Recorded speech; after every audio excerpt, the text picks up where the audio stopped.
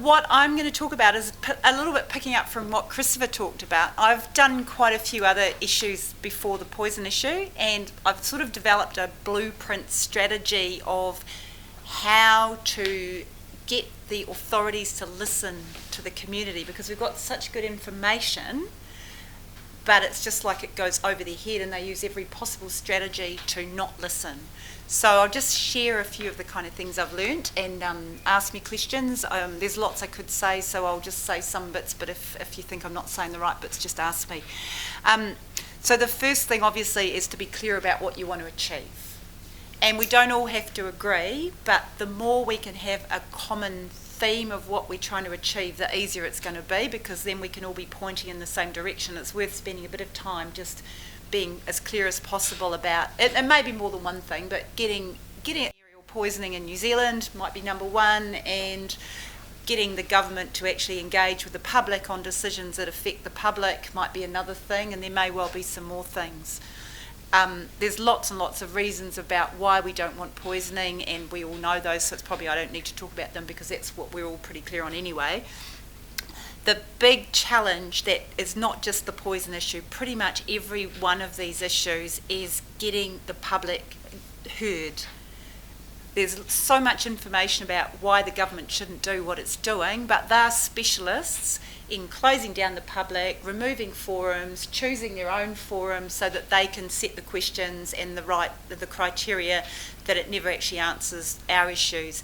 So the biggest thing we can do is we take the opportunity to choose the forums that suit us, rather than just going down their forums and fitting in their pegs in their holes, because you lose every time if you let them choose. And we were talking about it out here earlier, you can get quite creative, because in actual fact, if there's no forum, for example, I'm doing a lot of work on medicinal cannabis, they're not going to give us a commission of inquiry on medicinal cannabis, but they've stupidly charged the Green Ferry, so they're going to give us a jury trial. The government's going to pay for the whole hearing, they're going to pay for the court time, the judge, the media love it, let's use their forum to have our public inquiry, and we can choose our witnesses and we can put whatever evidence we want. So basically diverting their forum to our purposes. Now we can do the same with poisons. We may have to think creatively about how to do that, but that's the type of thing we can do that will make a difference. Then they're not going to give us a poisons commission of inquiry in the foreseeable future. We might get one day, but let's think about, it's okay, there's a trespass case, how can we use that to raise awareness? The Court of Appeal case we've got coming, how can we use that? And it might even be completely different things. There might be a commission of inquiry about clean water. Brilliant, we're in in a coordinated way. Any forums like that. So just brainstorming opportunities to get before the public in a way that suits us. You have to make the biggest fuss, because if you make a big fuss do you get heard. The government's got people lobbying them about, child abuse and cannabis and fluoride and lots of important issues, but if this is the issue that we're focused on, we've got to be more noisy and cause more trouble than any of the other problems so that we go to the top of the list. And we have to pick their weak points. It's no point playing again to their hands. So, for example, the honey and the bees, brilliant. Contaminated meat, brilliant. They're the things that they can't answer. It's not a DOC issue anymore. DOC have done their thing, they've had their say, they've let us all down. Let's go and make a fuss in other branches of government where they can't answer it, where they've got a huge amount to lose. So export trade, tourism, clean green New Zealand. Hang on a minute, they're dropping poison in the water just from around the corner of where all the tourists are swimming. Thinking all of those, once you start getting outside their square, there's a whole lot of opportunities to make a big fuss, and that's where you make the ground. Finding friends.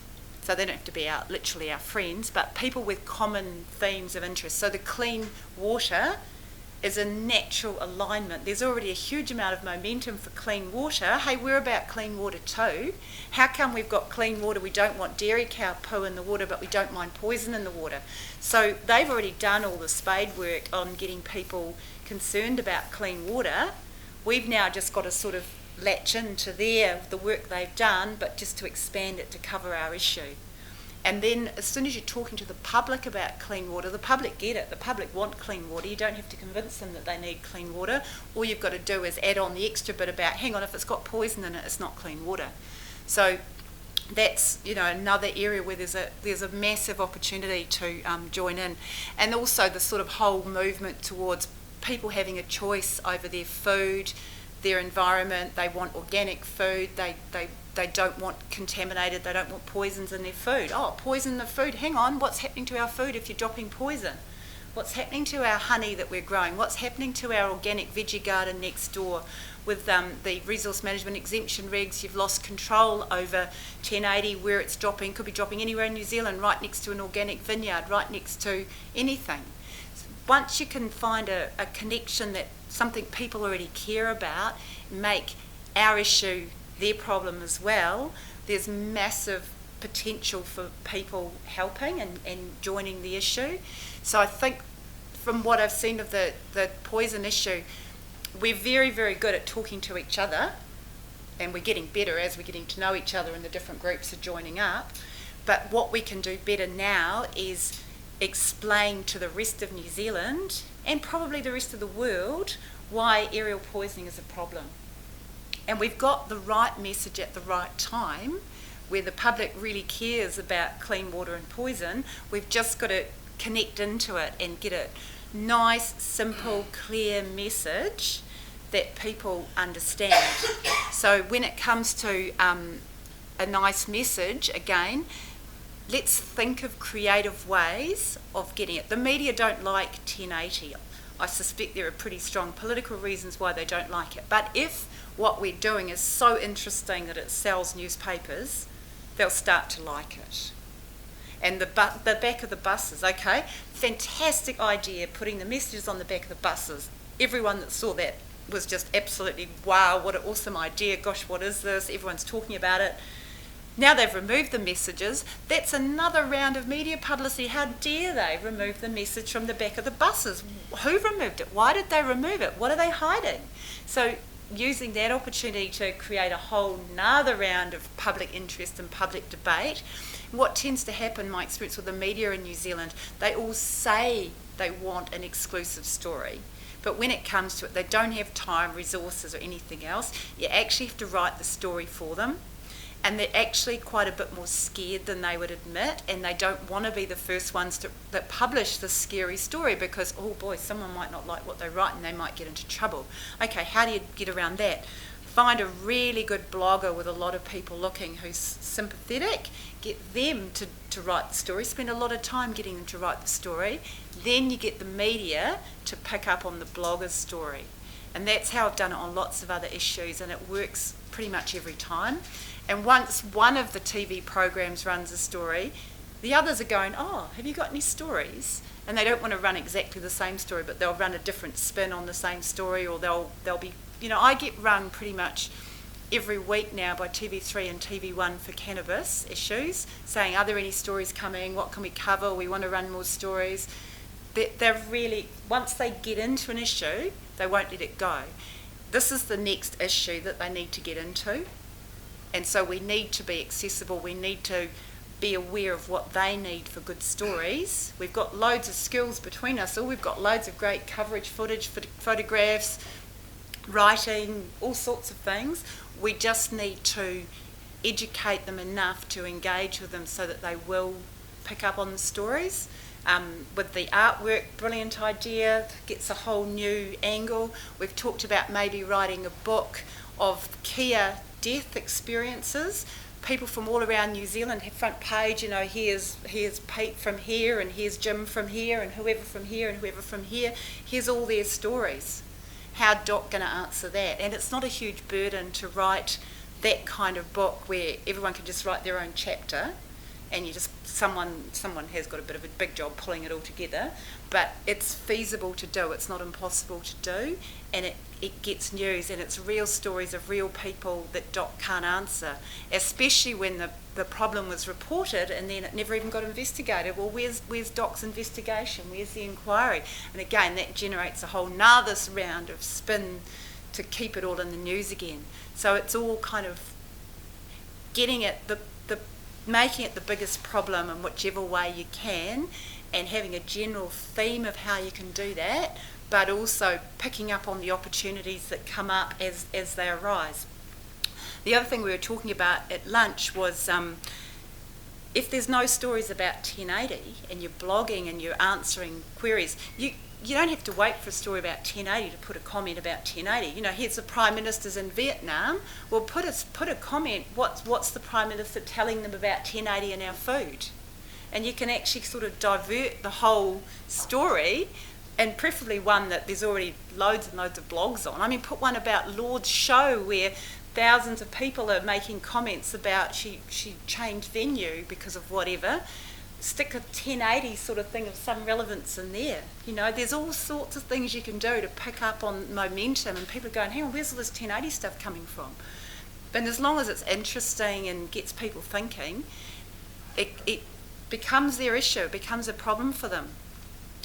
And yeah, just the more different forums, with Christopher's social, the community doing things, we don't have to follow the corporate rules.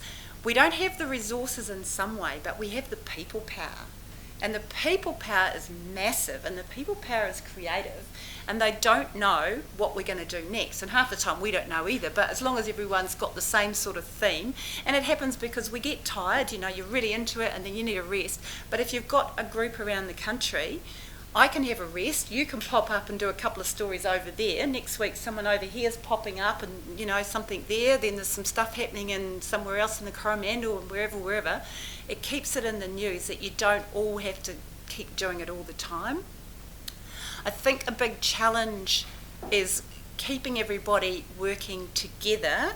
You don't, again, have to be exactly agreeing about everything, but having a theme is really useful so that a coherent message is getting out to the public about 1080. I mean, obviously, we don't want aerial poisoning, and you might have half a dozen reasons why. Clean water, killing the keas, not listening to the people, whatever the kind of messages are. If you bring in too many at once, people get confused, and the media will tell you, that they can't cover much in a story because people have got such a short attention span. So you can kind of pick up on one theme and then move on, evolve into another theme, and then evolve into another theme, and bring in some new ideas.